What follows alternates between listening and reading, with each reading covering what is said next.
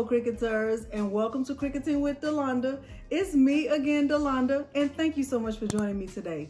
In today's tutorial, I am going to show you the quick and easy process of sublimating a photo puzzle. Now, if you've seen my tutorial where I made this photo puzzle, I did this with printable sticker paper and my Cricut Maker. This is cut on chipboard. Today, I'm showing you a much easier process for making a photo puzzle if you've already gotten started with sublimation. Now, I'm using a puzzle template that I purchased from 143 Vinyl. It will be linked below. So obviously I've already gone into materials. I will be using my Cricut ruler, some butcher paper, Cricut heat resistant tape, my heat resistant gloves, a sublimation paper. I'll use one sheet. I will actually not be using my Cricut today because I'm going to upload my photo into Microsoft Word. I will be using my StarCraft 15 by 15 clamshell heat press, and it will be set to 400 degrees for 60 seconds.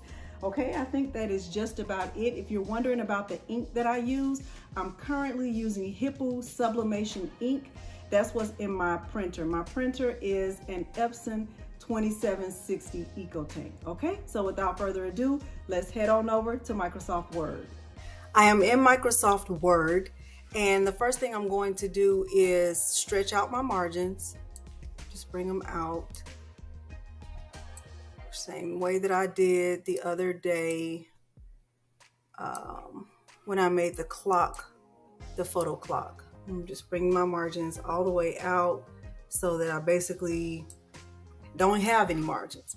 Okay, and the next thing I'll do is insert a shape. I can go ahead and insert a shape. I'll use a rectangle, and I want the size of the rectangle to be, I'll resize it in 1 second.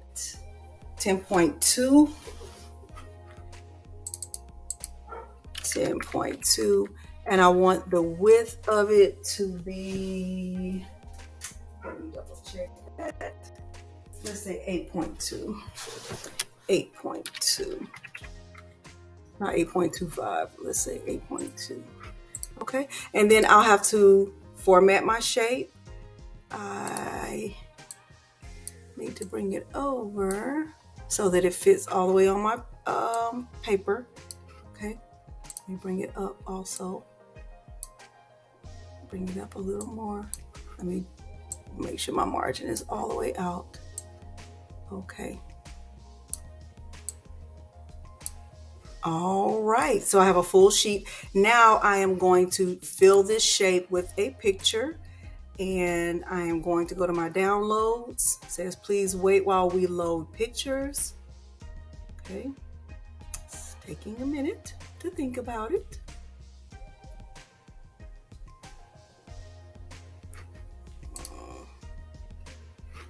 Okay, I'm gonna go to my downloads, this picture right here. This is the picture that I want to use.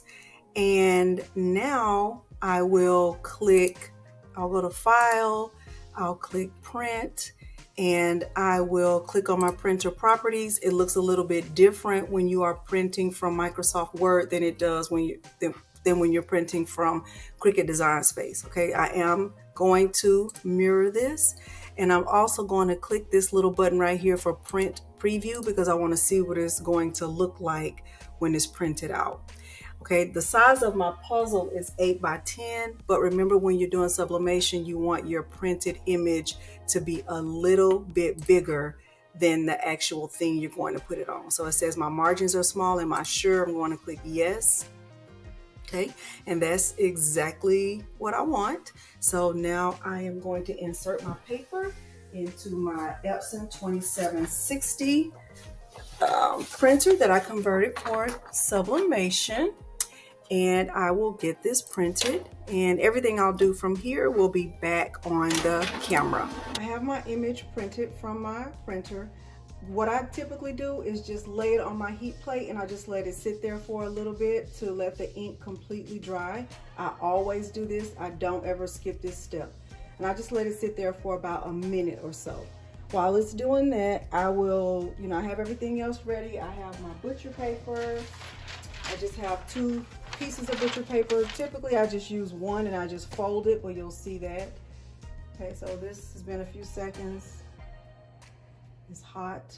My heat press is set to 400 degrees and it's going to press for 60 seconds. Now, as you can see, this image is not vibrant at all. I want you to get a good look at that. It's not vibrant. You see, it looks like it's almost retro. So with this puzzle template or this sublimated puzzle, there's a backing that I'm not going to take off. I'm going to take this out of the paper, out of the plastic, and just remove it. And you know, I can just go over it with the lint roller just to be on the safe side and make sure I don't have any of those pesky fibers, even though I don't think I do. I don't think I do. I think I'm safe. Just to be safe, on the safe side. Okay, that's good enough. All right, and now what I'm going to do is put the puzzle template on top of the image. I'm just gonna put it down like this. In this way, I can make sure that I don't have any of the white part of the photo showing, because I don't want any of my puzzle to end up with white on it. Okay, so I can see clearly that, you know, I still have some space around the puzzle. Now I'm going to use some of my heat resistant tape and I'm just going to tape around it.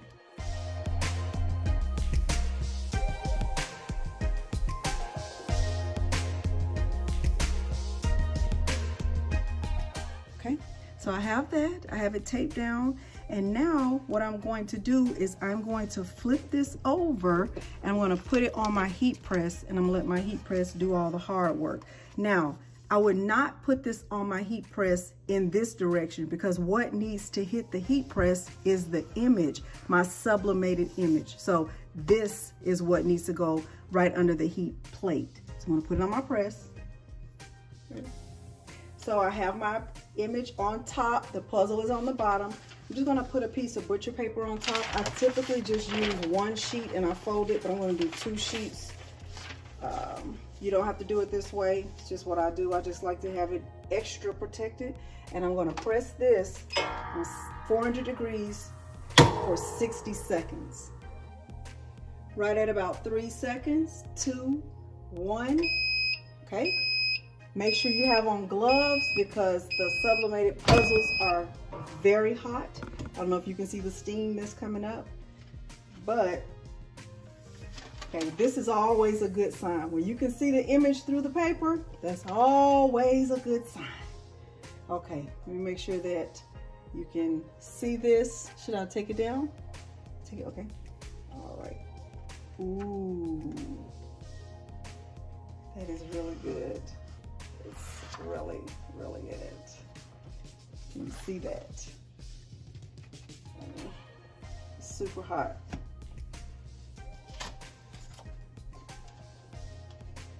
See that? You see that? Now remember, the image was all faded. It took all that ink out of there, okay? So this is my sublimated photo puzzle. One thing I wanted to just make sure I ensure you understand is that what goes on top is the image, not the puzzle. This is what should be touching the heat, okay? That was the main reason why I redid this tutorial, okay? So hopefully this was helpful for you. Hopefully you learned something and you will give this a try. I will put a link below for this puzzle. I purchased this one from 143 Vinyl. I do have a discount code. I'll make sure to link that also. All right, thank you so much for joining me today. If you found this helpful, please consider hitting that like and subscribe button and turning on the bell for notifications, because I do upload new content every single week without fail. Thank you so much for joining me today, and thanks for watching.